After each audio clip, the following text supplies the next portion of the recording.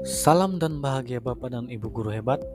Perkenalkan, saya Sebastianus Herdianto SPD, calon guru penggerak angkatan 10 dari SD Negeri 11 Separan, Kabupaten Bengkayang, Kalimantan Barat. Pada kesempatan kali ini, saya akan memaparkan kesimpulan dan refleksi dari pemikiran Ki Hajar Dewantara pada tugas koneksi antar materi modul 1.1.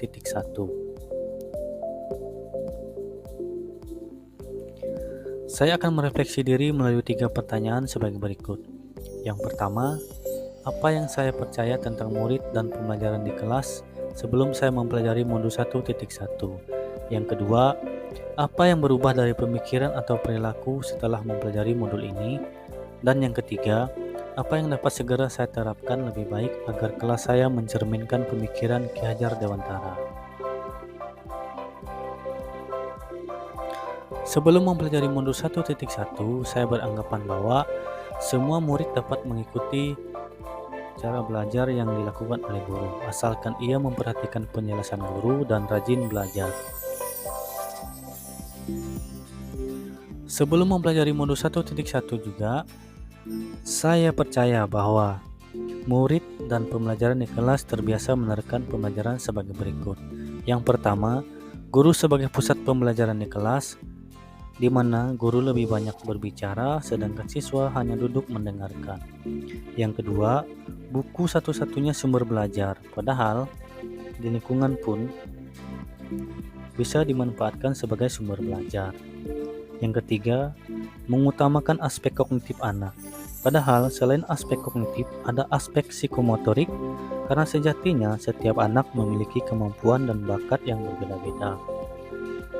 Yang keempat, pendidikan yang tidak berpihak kepada anak, padahal sejatinya sebagai guru saya harus mengutamakan anak dengan merancang pembelajaran yang berpihak pada anak agar pembelajaran lebih bermakna. Perubahan dalam diri saya setelah mempelajari modul 1.1 yaitu perubahan pemikiran dan perubahan perilaku. Yang pertama, perubahan pemikiran. 1. Pembelajaran berpusat kepada murid atau student center, di mana murid tidak hanya duduk mendengarkan, tetapi murid lebih banyak aktif dalam pembelajaran, seperti murid diajak bermain sambil belajar, diberikan kesempatan untuk bertanya, dan lebih banyak mempraktikkan apa yang telah dipelajari. Yang kedua, buku bukan lagi satu-satunya sumber belajar, tetapi lebih banyak memanfaatkan lingkungan sebagai sumber belajar agar pembelajaran lebih bermakna. Dan yang ketiga, mengenal karakteristik yang ada pada murid sesuai dengan kodratnya, karena sejatinya setiap anak memiliki bakat dan minat yang berbeda-beda.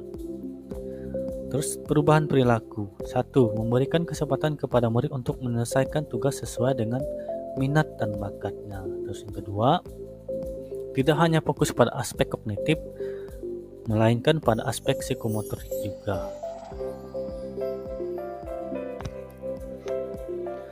Penerapan yang akan saya lakukan dalam pembelajaran berdasarkan pemikiran Ki Hajar Dewantara yaitu yang pertama, merancang pembelajaran yang menyenangkan sesuai dengan profil murid. Yang kedua, menerapkan pembelajaran sesuai dengan kearifan dan budaya lokal. Yang ketiga, menerapkan pembelajaran yang mengutamakan budi pekerti. Dan yang keempat, menerapkan pembelajaran sistem Among yaitu pendidikan yang menuntun. Dan terakhir yang kelima, menerapkan pembelajaran sesuai dengan kodrat alam dan kodrat zaman. Dari kesimpulan pembelajaran tadi, yaitu yang pertama, suasana pembelajaran yang berpihak kepada murid, kemudian pendidikan sesuai dengan kodrat alam dan kodrat zaman. Dan yang terakhir, pendidikan tidak hanya akademis, melainkan juga pemahaman pada budi pekerti.